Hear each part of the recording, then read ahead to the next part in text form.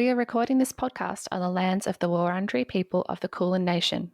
We wish to pay our respects to elders past, present and emerging, and extend our respects to any Aboriginal or Torres Strait Islander people who may be listening. Hello everyone and welcome to Novel Feelings, where two psychologists take a deep dive into your favourite books.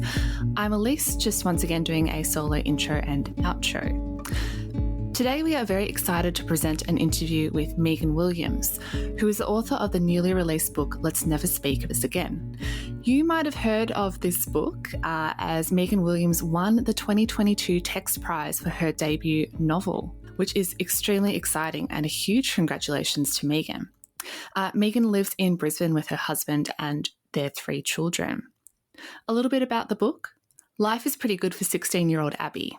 Okay, her grandma doesn't remember things anymore, her relationship with her mum is increasingly strained, and she accidentally kissed her cousin's cousin on the weekend, so things aren't exactly perfect.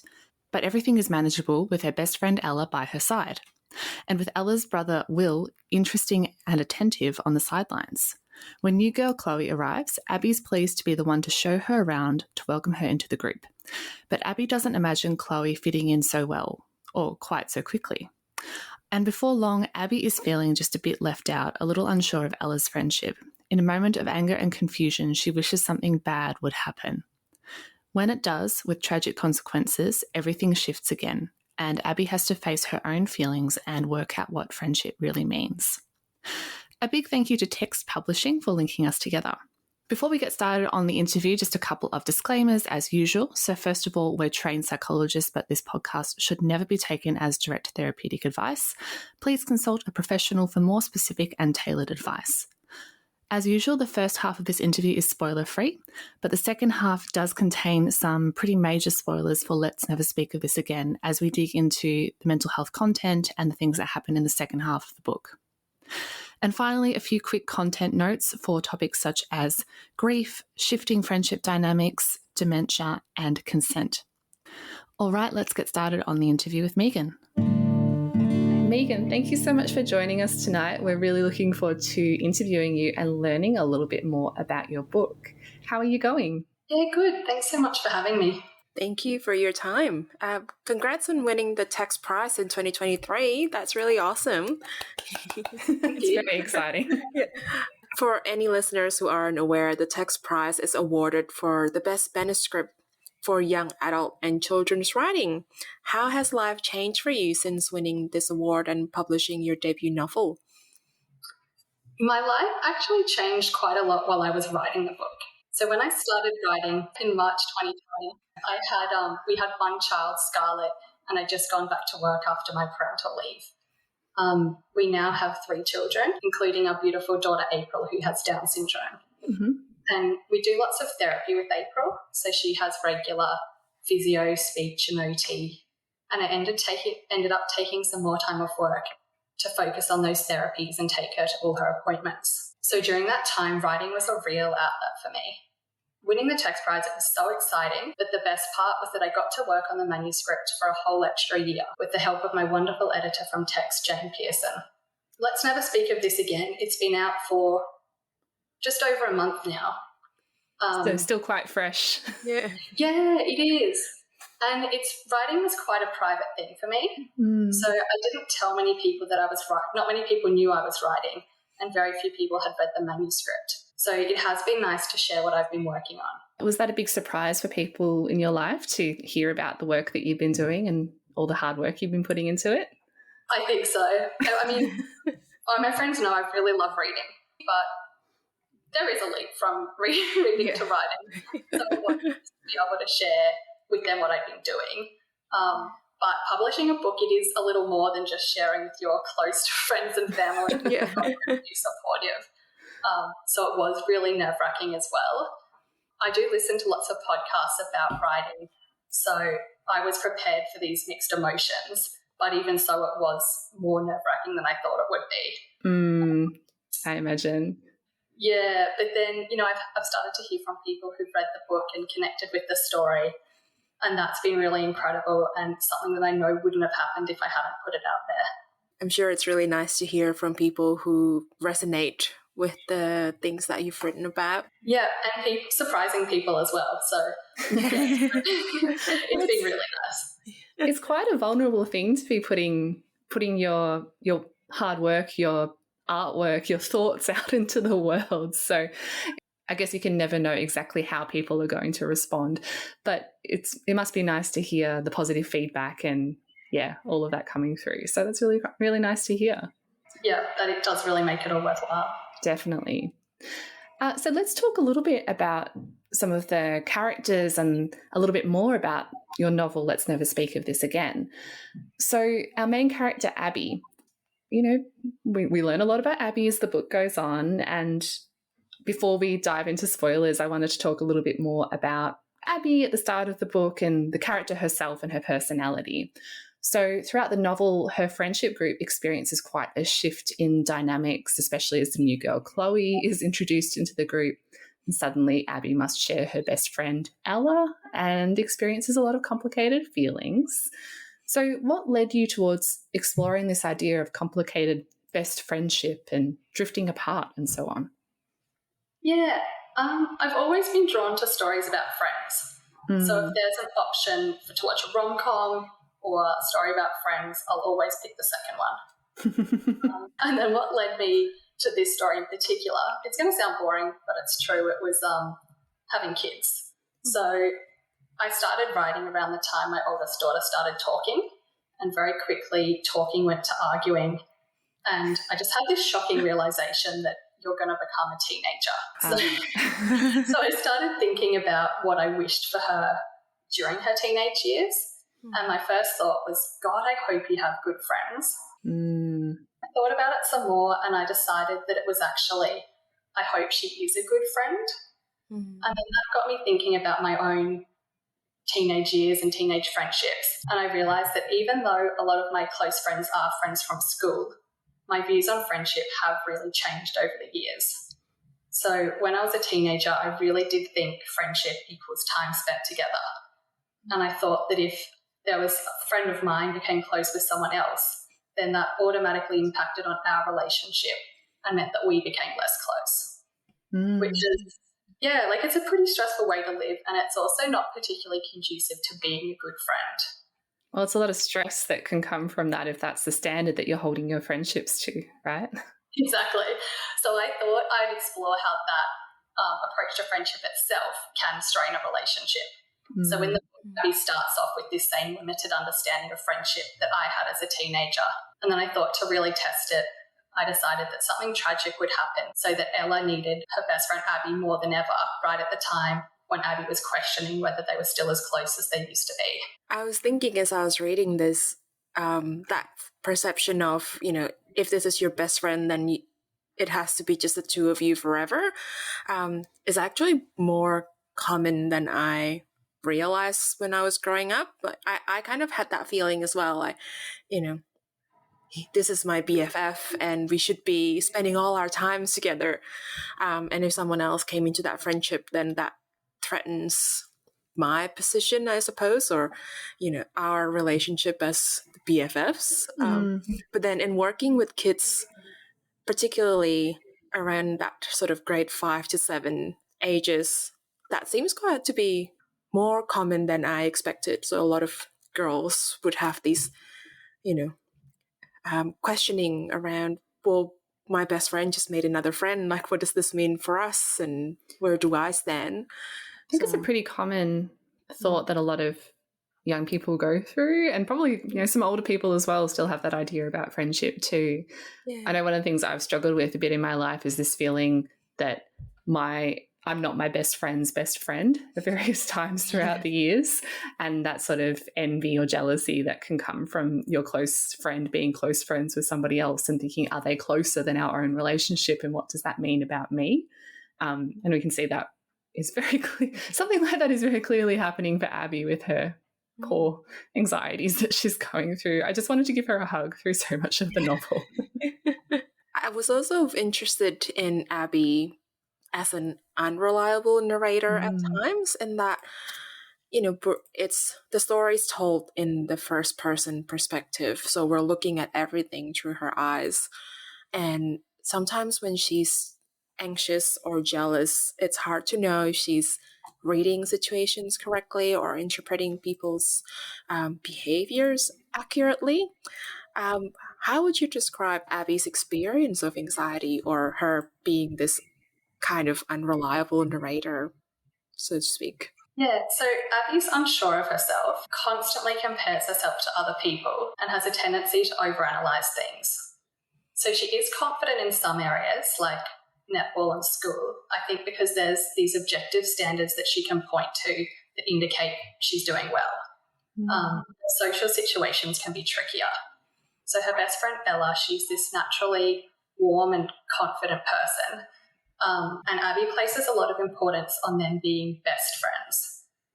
It gives her confidence and also her identity, or at least how she sees herself, is really wrapped up in this idea of being Ella's best friend.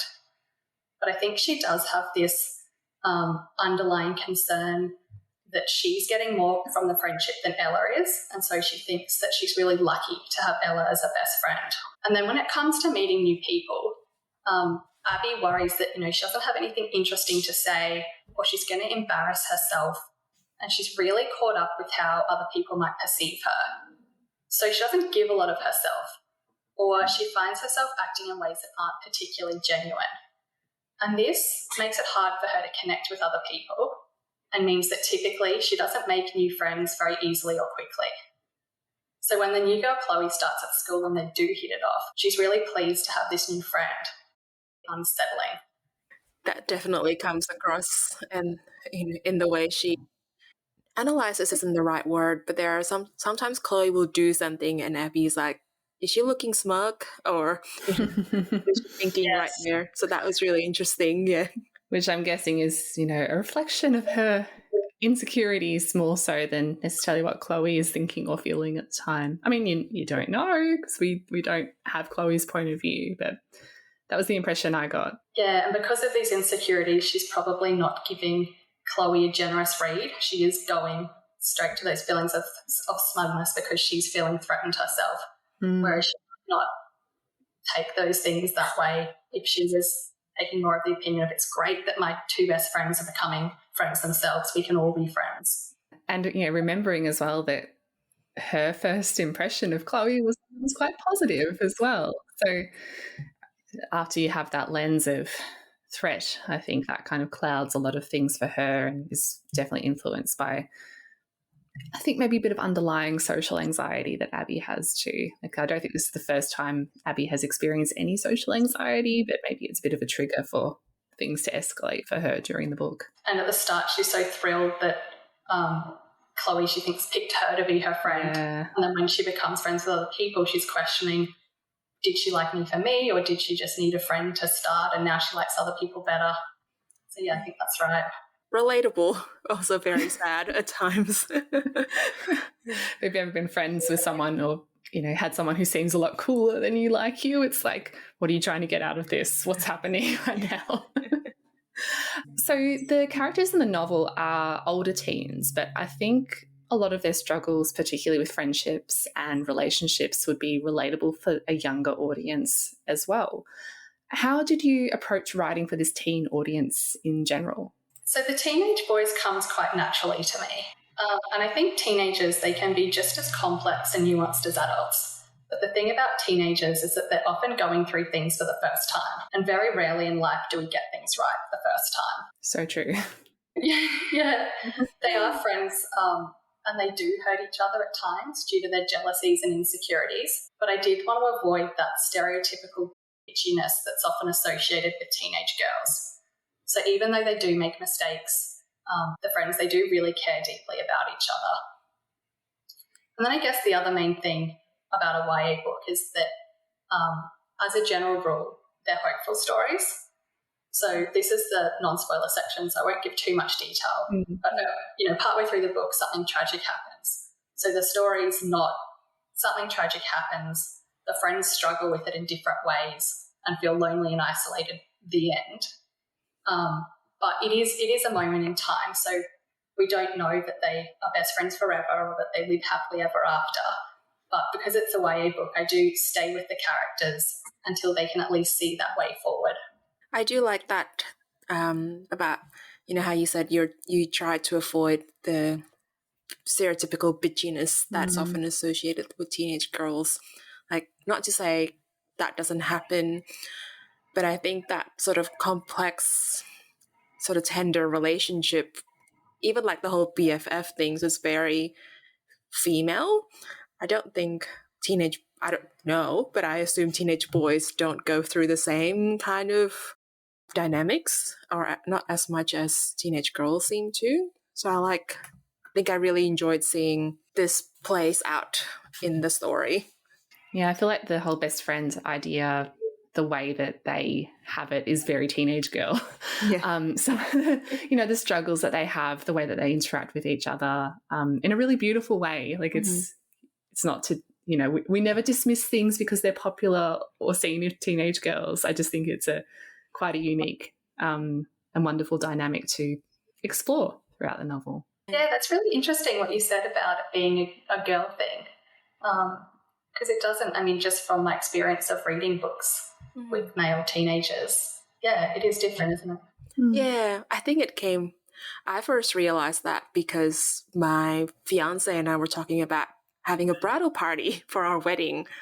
And I said, well, who's your best friend? And he's like, I don't have one. And I'm like, what do you mean you don't have one? And it's like, no, I have a bunch of close friends. And, none of them is the best. And I'm like, well, I have 2 people I would call my best friends. And then he's like, but best means 1, so you have to choose 1. And I'm like, we have very different understanding of what best friends mean. I totally know what you mean by best friends. Yeah. So I think boys have their own kind of ways of navigating friendship, but the language might be quite different. I would agree with that. Yeah. And I do commend you for avoiding writing the bitchy characters, because I feel like it could have been easy to write a character like Chloe, for example, as being the bitchy character or the mean girl, to be coming in and ruining things. But I think it's more interesting to write her as someone who's not like that, but we're seeing everything from Abby's perspective. So throughout the book, Abby and her family are managing grief around Abby's grandmother, Mima, who is experiencing dementia. What was important to you when it comes to writing about a family touched by dementia? I wanted to reflect how complicated it can be loving someone who has dementia. So there's that saying that you should write what you know. So Mima is a fictional character, but my grandma in real life, she did have dementia, and I did draw on that experience when writing Let's Never Speak of This Again. I was really close with my gran, so she was warm and funny and smart, and I loved her company. And then as she had dementia, I watched as it took away all the parts of her personality that to me made her my gran. And so she was just as unrecognisable to me as I was to her. So it is kind of like losing someone, and you can start to grieve while they're still alive. But, they are alive and they have needs. So a lot of complicated feelings can accompany that grief. Obviously, there's a lot of sadness. So seeing someone you love so confused or distressed, or just quite obviously losing interest in life. And then there can be a lot of guilt as well. So guilt about their care arrangements, guilt that you're not visiting enough, or guilt that when you are visiting, you might sometimes find yourself wishing that you were somewhere else. I never would have admitted it at the time, but looking back, I can see that I did find it really difficult visiting Gran in those last few years. So I just wanted to be honest about that experience and write something that I might have found useful at the time. Yeah, I can imagine a lot of grandchildren or children of parents who are experiencing that are feeling a lot of validation in what Abby goes through, because it is a type of grief, and one that I don't think we talk about enough. And I don't see a lot of representations, particularly of young people that are going through that, and what that means to be witnessing somebody who you love have their entire personality change like that, and having to deal with that and seeing things become worse as well. It's not a static thing. Yeah, exactly. So it's not this one if you did lose someone, that's an event that happens that people might know about, but this is something that could go on for years and years and years. So, when you're a teenager and you're not necessarily reaching out to people about that, it can be a long time for you to be going through it. There's something that I wanted to say about this, but I'm going to keep it for the spoiler section. Because there's like a particular fight that happens that I think, would be, I really like that and would love to unpack that a little bit more, but I will wait for one more question. We are very nearly at the spoiler section. So we will ask our final non-spoiler question, which is something that we actually ask to everybody who we interview on the podcast, which is, do you have any authors or books that you'd like to recommend to our listeners? Yeah, I do. So I can't remember why I started doing it, but in 2019 I bought myself a notebook and I started recording every book I'd read. And then we moved house last week, and when I was packing it, I spent a lot of time that I should have been packing reading over it. Because, I'd forgotten some of the things I'd read. And one that really jumped out to me was Lee Sales' Any Ordinary Day. Have you read that? No. I haven't, but I know of it. It's one of those, I feel like it's a book I see recommended a lot, but I'd love to hear your exactly. So, Lee Sales, she talks to ordinary people who on ordinary days have some unimaginable life-altering event happen to them, like terrorism or a natural disaster. And she talks to them about it and explores how they manage to find their way through that. And despite the content, it's quite a hopeful story. And I saw that I read it. It was the last book I read before I started writing. And it had a big impact on me at the time. And I think it actually influenced how I wrote about grief. And then I've read a lot of really good Aussie young adult books too recently. One that really blew me away is Karen Comer's Grace Notes. Okay, yeah. I've also seen this one recommended. Yes. So why do you recommend this one? It's about two teenagers in Melbourne, so a violinist and a street artist that find each other during lockdown. But the book, it's written in freestyle verse. And I'm not sophisticated at all when it comes to poetry, but it is so easy to read. The characters are so real. And I loved reading it now, but I particularly think I would have loved it as a teenager. Yes, I can see the cover in my mind. And when you say violinist and street artist, I'm like, that's why it looks like that. Yeah. That makes sense now. That's amazing. Yeah. Awesome. Well, thank you for the recommendations. We'll put links to those in our show notes as per usual. As you were talking about, writing about the guilt that you feel about care arrangement for a family member with dementia and guilt about visiting but not really wanting to be there, I was thinking about Abby's fight with her mom and how her mom called her a bitch at the end of that fight. Ooh. And I was like, and I could see why mom had said it to her, but you could also see like the feelings from both sides. I don't know if I have a question about this. I just wanted to say that was a standout scene. That was brutal. I will just say that as someone who, has gotten into some pretty wordy fights with relatives before where they've said some not so nice things. I felt that one in my soul, just like, oof. But you also know, or I hope you can see that, the second the mum said that, she just felt terrible. Yeah, that's what I mean. Like, you can see where it comes from and that they were both lashing out of a place of hurt. But saying things that they don't necessarily mean in that moment of anger. Yeah, and I really liked, we don't see a lot of mum because she's obviously the side character in this story, but through the little hints we can see, even from Abby's perspective, that she's struggling with the care arrangement and trying to be, a good daughter, but there are limitations to what she can do, I suppose, in this situation because it's so high needs. Yeah, no, I think that's right. And I think what we're saying about they didn't mean it, I think the intention from both sides was just to hurt the other person. So they're saying things that they didn't mean, but they knew that it would have the desired effect. And they both immediately regretted it. Yeah.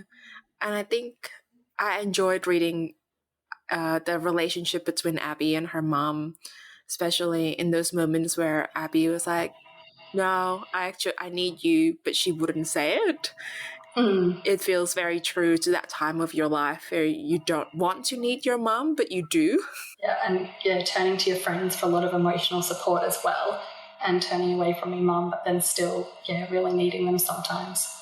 Especially when your friends don't always have the best advice to give you at the time. They might not have the wisdom that the relatives do. Yeah. All right, let's dive into our spoilers and talk a little bit more about what happens in the second half of the novel. The second half of the novel is driven by the tragic and sudden death of Will, Ella's older brother. Let's have a little bit of a chat about how both Abby and Ella, two of our main characters, respond to Will's death and their different experiences of grief. So, first of all, Ella seems to put on a brave face for a lot of the novel, but the reader grasps how much she's obviously hurting. How would you describe Ella's experience of grief and how you approached this? Yeah, so at the start, Ella doesn't deal with her grief at all. She doesn't talk about Will or his death, and she seems keen for life to get back to normal as quickly as possible.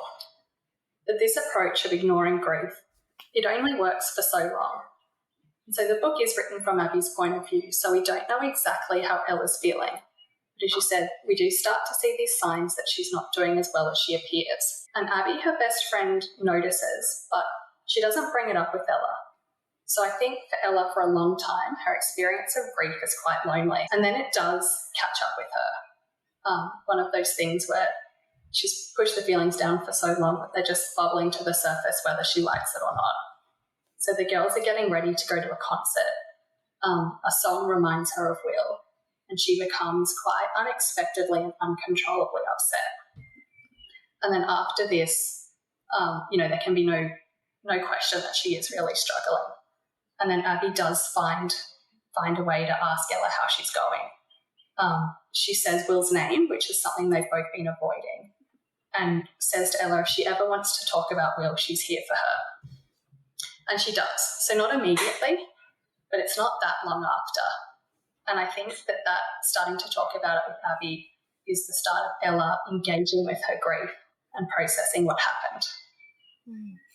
I love that conversation that they had about what happened and how Ella admitted that her last words to Will and Will's last words to her were less than ideal, so to speak. And I think that would make grief even more complicated when the last thing you said to each other was quite hurtful. Yeah, and until she shared that with Abby, no one knows that.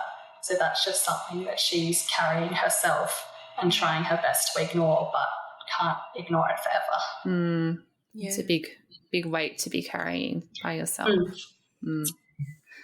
And readers can obviously pick up some of the signs that maybe things aren't quite right, but I feel like Abby really struggles to sort of know her place and to think about the best way to support Ella, what to say, what to do, how to manage her own feelings of grief and see them as being valid too is a big thing. We see a lot of this idea of, well, Ella's the one who deserves to be grieving, whereas Abby, being a step removed, maybe doesn't deserve to have that experience of grief quite so much. Not in those exact words, of course, but I feel like that's sort of the feeling that Abby's sitting with for part of the novel. So how would you describe Abby's grief compared to Ella's? You probably just summarised it better than I could. But I think she really means well. So she wants to be there for Ella, but I think because she looks up to Ella and often defers to her in social situations, she misinterprets Ella's lack of reaction as Ella being strong. And then when she does start to notice these signs that Ella isn't doing as well as she thought, she does have a lot of complicated feelings. So she thinks she's a bad friend that she didn't notice sooner. And then I think she also feels a bit foolish for ever having thought that Ella could have been okay. And then going back to what we were talking about the importance of this best friend label, Abby thinks that Ella should have spoken to her about it because they're best friends, not because she acted in a particularly caring way. So when Ella doesn't talk to her, she worries that that means that they're not as close as they used to be. And then I think this means that she just becomes so worried about saying or doing the wrong thing that there are a few crucial moments when she doesn't say anything at all, despite feeling so much. And then when it comes to her own grief, I think like a lot of things in her life, Abby's just convinced she's doing it wrong. So at the start, she thinks that it's weird she didn't cry when she finds out that Will had died, and then at the funeral. And then when she keeps thinking about Will at Ella, and it's Ella's brother, and she seems to be fine, as you said, she thinks she's getting more upset than she has a right to be. And then for Abby, the complicated thing as well is just before Will died, she started having feelings for him, which were, she found exciting, but she also never really entertained the idea that Will felt the same way or that anything would come of it. So despite, I think, all her overanalyzing and self-analysis, she doesn't recognise that she's grieving too, because she thinks that any sadness she's feeling about Will is wrapped up in this fantasy she had about them liking each other. And then, I guess as the story goes on, she comes to realise that people grieve in different ways and at different times, and that the real help is just to be there for your friends, however they are.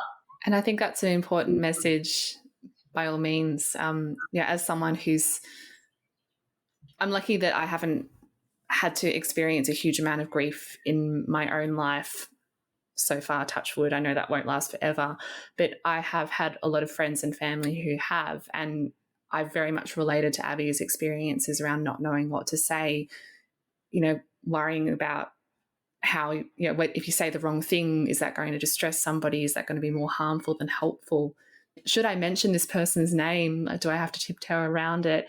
What is my role as a friend or a family member? I think is a big one as well, because there's no manual for this by any means. There's no manual on how to grieve or how to support someone who's grieving. Actually, maybe there is. We work in psychology. There's probably a manual somewhere. There are tip sheets somewhere. There are tip sheets. But for the average person who, maybe doesn't think to look up actual tip sheets, it is a very complicated place to be sitting in. So, yeah. I agree. And then when Abby does manage to have that conversation with Ella, it does go okay. It was less dramatic, I'd say, and easier for her than she thought it would. So I think it can be one of those situations where if you're anxious or nervous about something and you spend a lot of time contemplating all the ways that you can mess it up, the anticipation can often be the worst part. Yeah. And it can prevent you from trying anything that might be helpful as well, if you're just worried about consequences. Yeah. I think speaking from the other perspective, like having experienced my own grief, the only thing people could do wrong is if they turn it to be about them and their loss, and you're like, why am I the one consoling you right now? But, apart from that, just someone being there and making, their compassion known, I think is really nice in any way that comes. And be hurtful as well. From Ella's perspective, if friends don't know what to say, so they say nothing.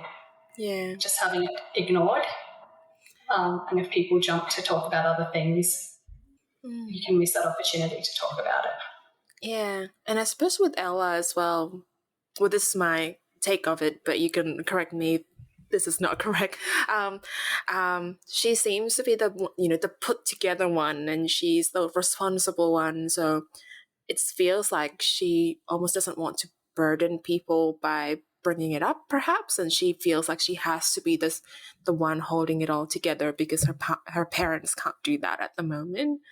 So even potentially in the friendship with Abby, maybe she thinks Abby can't handle it as well, so she doesn't feel like it is a safe space initially. Yeah. Well, to take a bit of a left turn from this topic, let's chat a bit about Abby's experience with Zach. Well, anyone listening to this section should know who he is, but how would you describe him? He's a bit of a dick, Bit of a dickhead. Yeah. But Abby had an experience with him that explored some of the nuances of consent, including the importance of enthusiastic consent. So can we have a chat a bit more about her response to Zach's behavior and her confusion about the experience? The kind of story that we need to know for this is that Abby and Ella are at Ella's house one Friday night. Will's there with a couple of his mates, including Zach, and they do all hang out together, play some drinking games. Zach flirts with Ella, and it does turn into quite a boozy night. And then at the end of the night, Abby goes into the kitchen to get some water. Zach walks in. They have a really brief conversation, and then before she knows what's happening, Zach's kissing her. And at first, Abby kisses him back, but then after a moment, she stops kissing him back, but Zach doesn't seem to notice, and he keeps kissing her. Then Will walks in. Zach kind of jumps off her as though he was caught out, and that's the end of it for that evening. And then the next morning, Abby tells Ella that she kissed Zach, and Ella responds in this kind of excited way, like, "Oh, tell me what happened." And Abby just finds that response quite jarring, but at the time she can't really explain why, so she just kind of makes a joke that, "Oh, it wasn't a very good kiss," and she doesn't elaborate. But she's left feeling very uneasy about it. And then that night she reflects on what happened, and there are a few things that confuse her. So she did, there was that initial point where she kissed him back, and she recalls that her first thought was, "Oh, but you like Ella." So maybe there was that point just for a second of maybe some excitement or curiosity at being the one that he did choose to kiss. But then she does stop kissing him, but he keeps going. And then another thing that confuses her is that she says, "At the time, I wasn't screaming in my head for him to stop or anything. I just felt nothing." So I think, maybe it's a freeze response. But at the time, she can't quite work out what happened. And then she does say that the way Zach responded when Will interrupted him, it makes it seem like he knew that what he was doing wasn't okay. But then when they run into each other further down the track, Zach doesn't even remember her name, and he just appears to have no concerns about what happened that night. So she starts to think, "Oh, maybe I overreacted, or maybe I blew it out of proportion." And then as the story goes on, she does reflect on it further about what happened, and she comes to realise that when Will walked in and they stopped, that she felt relieved. And then she works through it and she realises that even though she might not have told Zach to stop or be in her head screaming for him to stop, she didn't want to continue. And look, the reason we put this question in the spoiler as opposed to the non-spoiler was because we were hoping you would have an in-depth reflection about her thought processes as the book went on. So thank you. Thank you for that, and for sort of outlining how she reflected on it and perhaps came to terms with her own complicated feelings about the scenario and her different interpretations of the scenario, and I guess coming to realise that it's not really okay what happened, even though she might not have actively told him to stop in the moment, I think is really important. Yeah, so it's just, I guess what I was trying to show is that the absence of a no or resistance, that's not the same as consent.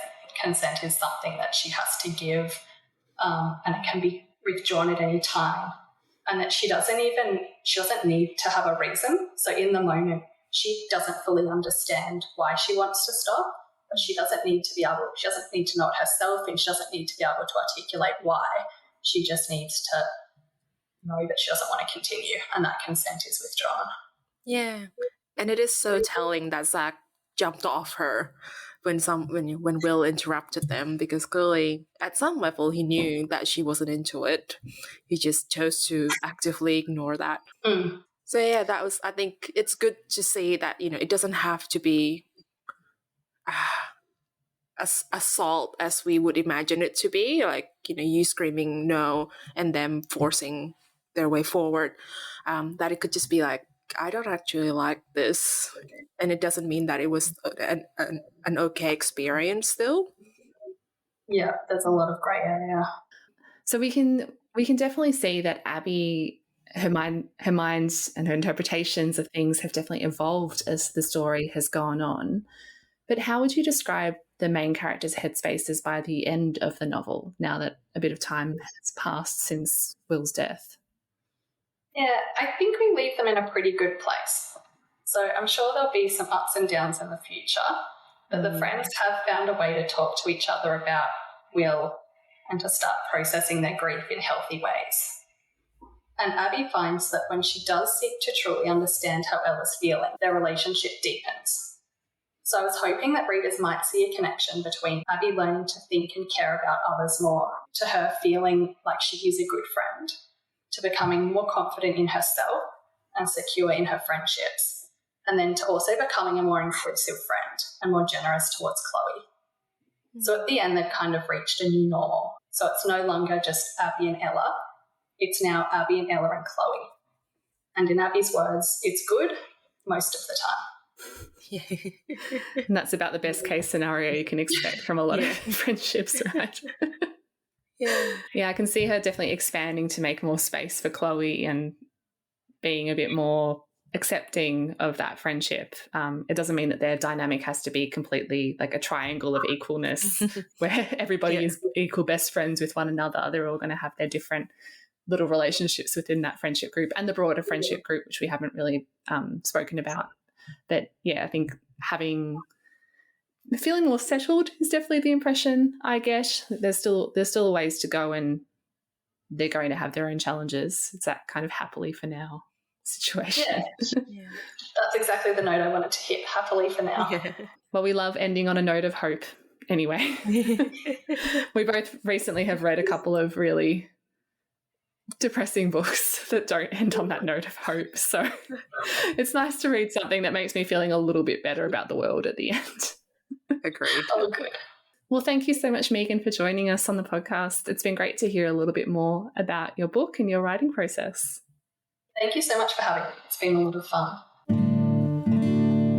That wraps us up for today. Thank you so much for listening, and a big thank you to Megan for joining us on the show. Remember to check out our show notes on our website for information about where to find Megan, as well as her book and author recommendations. If you like us, please leave us a review on Apple Podcasts, Spotify, or wherever you get your podcasts. Reviews help other people find the show, and we really appreciate them. Find us on novelfeelings.com or on Instagram, Twitter, The Storygraph and Goodreads via @novelfeelings. You can also find Priscilla on Bookstagram @pavedwithbooks with an extra S. Thank you so much. See you next time.